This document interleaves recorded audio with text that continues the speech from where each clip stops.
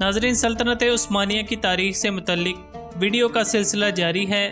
آج کی ویڈیو میں ہم سلطنت عثمانیہ کے 9ویں سلطان کی ہسٹری کے بارے میں بات کریں گے۔ سلطان بایزید ثانی کی موت کے بعد ان کا بیٹا سلیم 24 اپریل 1512 عیسوی کو سلطنت عثمانیہ کا 9واں سلطان بنا۔ سلطان سلیم سلطنت عثمانیہ کے سب سے سخت سلطان ثابت ہوئے، کیونکہ ان کے والد کے دور حکومت میں فوج، وزراء اور باقی عہدیدار اپنی ذمہ داریاں پوری نہیں کرتے تھے، جس کی وجہ سے سلطنت عثمانیہ کو شدید نقصان اٹھانا پڑا۔ مگر جب سلطان سلیم نے اقتدار سنبھالا تو انہوں نے جارحانہ پالیسی اختیار کی اور ان تمام برائیوں کو ریاست کے اندر سے ختم کر دیا۔ اسی لیے ان کاموں کی وجہ سے عوام بھی آپ سے بہت زیادہ خوش تھی۔ سلطان بننے کے بعد سلطان سلیم کو سب سے زیادہ ڈر اپنے 2 بھائیوں کی طرف سے تھا، جن میں سے ان کا ایک بھائی شہزادہ احمد تھا، جو کہ اس وقت عماسیہ کا حکمران تھا۔ اس نے اچانک بورصہ پر حملہ کر کے اس پر قبضہ کر لیا۔ جب اس بات کا پتہ سلطان سلیم کو چلا تو انہوں نے نہ صرف بورصہ کا قبضہ چھڑایا بلکہ شہزادہ احمد کو بھی شکست سے دوچار کیا، جس کے بعد شہزادہ احمد جنگ سے بھاگ گیا، اور اس جنگ میں سلطان سلیم کے 5 بھتیجے بھی شامل تھے، جن کو سلطان سلیم نے گرفتار کروا کے بعد میں قتل کروا دیا۔ اس کے بعد سلطان سلیم کا بڑا بھائی شہزادہ کرکت، جو کہ اس وقت منیسیہ میں تھا، اس نے سلطان سلیم کی حکومت کے خلاف بغاوت کر دی۔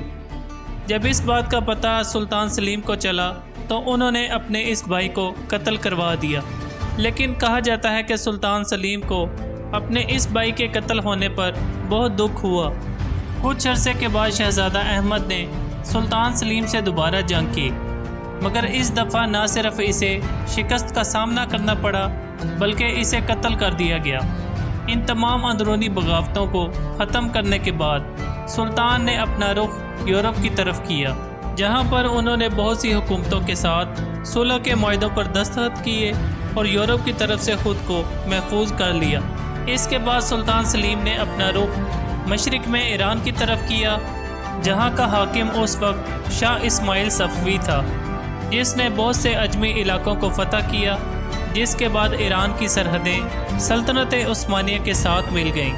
اس صورتحال کو دیکھتے ہوئے عین ممکن تھا کہ دونوں ریاستوں کے درمیان جنگ ہو جائے۔ اس کی بڑی وجہ یہ تھی کہ سلطان سلیم سنی مذہب پر تھے، جبکہ شاہ اسماعیل کا تعلق شیعہ مذہب سے تھا۔ شاہ اسماعیل نے مملوک سلطنت کے ساتھ سلطان سلیم کے خلاف اتحاد کر لیا۔ یہی نہیں، شاہ اسماعیل نے سلطان سلیم کے بھائی احمد کے بیٹے مراد کو بھی پناہ دی تھی، تاکہ وہ سلطان سلیم کو تخت سے اتار کر اسے تخت پر بٹھا سکیں۔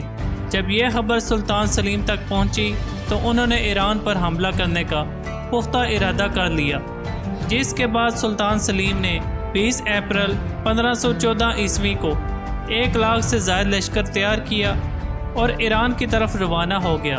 اسی دوران شاہ اسماعیل نے وہ تمام علاقے خالی کر دیے جن کی سرحدیں سلطنت عثمانیہ کے ساتھ ملتی تھیں، اور شاہ اسماعیل واپس اپنے دارالحکومت تبریز لوٹ گیا۔ جب سلطان سلیم کا لشکر رسد تک پہنچا تو کھانے کی کمی کی وجہ سے لشکر نے آگے بڑھنے سے انکار کر دیا۔ اس صورتحال کو دیکھتے ہوئے سلطان سلیم نے ایک ایسی شاندار تقریر کی کہ فوج کے اندر ایک نیا جوش و جذبہ پیدا کر دیا، اور پھر 24 اگست 1514 عیسوی کو دونوں فوجیں وادی چار دران میں آمنے سامنے ہوئی۔ شروع میں عثمانی فوج کے قدم اکھڑنے لگے، مگر انہوں نے اپنے آپ کو سنبھال لیا، جس کے بعد صفوی فوج کو اس جنگ میں شکست ہوئی اور تقریباً 26,000 سے زائد صفوی فوجی اس جنگ میں مارے گئے۔ اس جنگ میں شاہ اسماعیل شدید زخمی ہوا، لیکن وہ میدان جنگ سے بھاگنے میں کامیاب ہو گیا، اور پھر سلطان سلیم 4 ستمبر 1514 عیسوی کو فاتح کے طور پر تبریز میں داخل ہوا۔ ایران میں صوفیوں کو شکست دینے کے بعد سلطان سلیم نے مملوکی سلطنت کے خاتمے کی تیاری شروع کر دی، اور پھر 24 اگست 1516 عیسوی کو دونوں فوجیں مرج بابیک میں آمنے سامنے ہوئیں، اور اس جنگ میں مملوکوں کو شکست کا سامنا کرنا پڑا اور ان کا سلطان کانسو گوری بھی مارا گیا۔ اس کے بعد امیر حلب نے سلطان سلیم کو حلب کی چابیاں پیش کر دیں۔ اس کے بعد سلطان سلیم نے شام اور پھر مصر کو بھی فتح کیا۔ سلطان سلیم کا شاندار دور حکومت 8 سال پر مشتمل تھا۔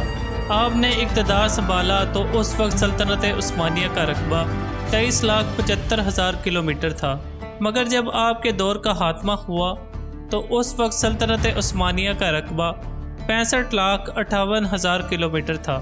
امید ہے سلطنت عثمانیہ کی تاریخ سے متعلق آج کی یہ ویڈیو آپ کو ضرور پسند آئی ہوگی۔ ملتے ہیں اگلی ویڈیو میں کسی نئے ٹاپک کے ساتھ، تب تک کے لیے مجھے دیجیے اجازت۔ اللہ حافظ۔